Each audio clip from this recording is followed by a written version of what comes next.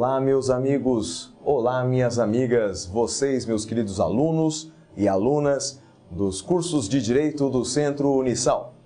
Sejam todos bem-vindos a mais uma aula do NEL. A primeira aula, o primeiro tema que nós vamos falar no NEL desse semestre será ministrado por mim, Flávio Martins, supervisor do NEL e professor de Direito Constitucional. Meus queridos amigos e minhas queridas amigas, vamos falar um pouquinho sobre um dos temas mais importantes do direito constitucional. Vamos falar sobre constitucionalismo e neoconstitucionalismo. Vamos lá então. Primeiramente, o que é constitucionalismo? O que significa constitucionalismo? Olha, em poucas palavras, podemos definir constitucionalismo como sendo um movimento jurídico e político no intuito de se limitar o poder do Estado, fixando uma Constituição. Portanto, esse é o objetivo, esse sempre foi o objetivo primordial do constitucionalismo, ou seja, limitar o poder do Estado, fixando direitos à população e através de uma Constituição escrita, sobretudo. E quais são, eu pergunto a vocês, quais são os marcos históricos do constitucionalismo?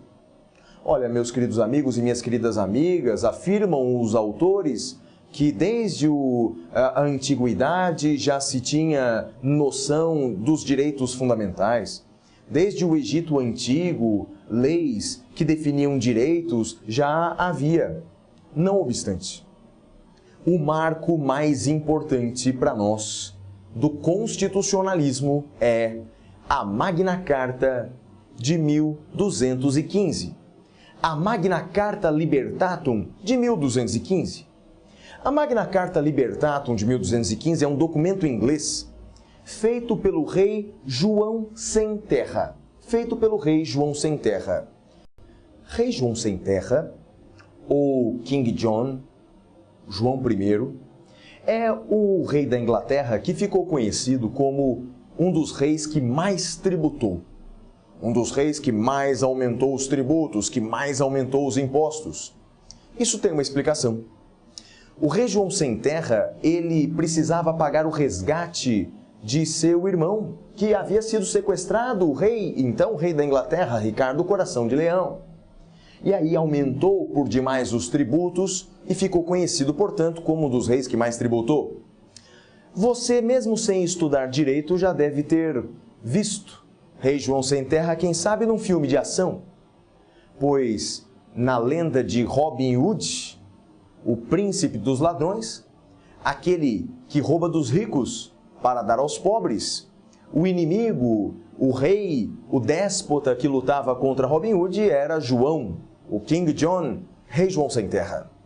E Rei João Sem Terra, esse homem que muito tributou na Inglaterra, ele, meus queridos amigos e minhas queridas amigas, ele fez um acordo, ele pressionado pelos barões ingleses, fez um acordo, e esse acordo foi exatamente firmado nesse pacto.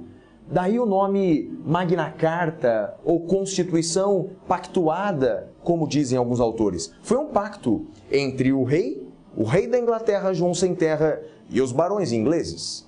Portanto, nesse instante temos um marco histórico importantíssimo do constitucionalismo. Agora, meus queridos amigos, numa época mais moderna, temos num período mais recente, digamos assim, a grande explosão do constitucionalismo moderno. E essa grande explosão do constitucionalismo moderno, explosão essa que irradiou seus efeitos para todo o mundo, temos a Constituição norte-americana de 1787 e a Constituição francesa de 1791. E, meus queridos amigos e amigas, essas duas datas você precisa efetivamente guardar.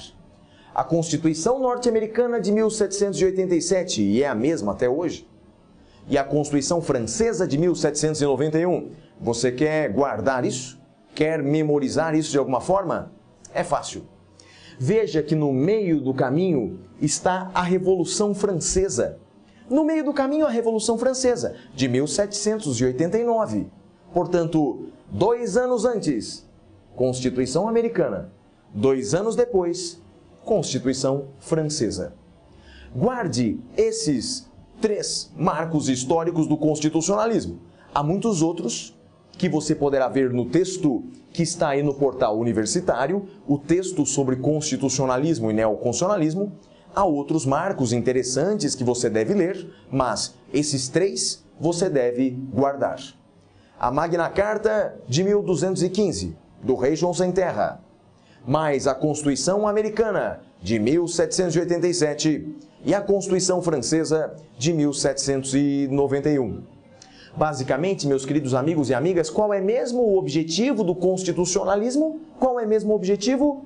Limitar o poder do Estado, fixando uma norma, fixando uma Constituição escrita, que vale para todos, com certeza, que deve ser respeitada por todos, mas, sobretudo, pelo Estado.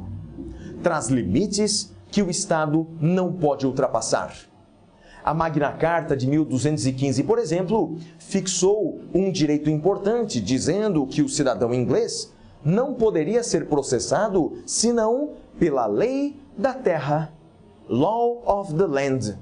Meus amigos, foi dessa expressão que surgiu o famoso devido processo legal, que do inglês é o Due Process of Law. Portanto, teve origem na Magna Carta de 1215. O habeas corpus, que tutela a liberdade de locomoção, teve origem na Magna Carta de 1215. Portanto, esses 3 marcos históricos do constitucionalismo você precisa guardar. E como isso se deu no Brasil? Como se deu o constitucionalismo no Brasil? Bem, esse é um tema para a nossa segunda aula, tá bom? Nos vemos lá. Tchau, tchau.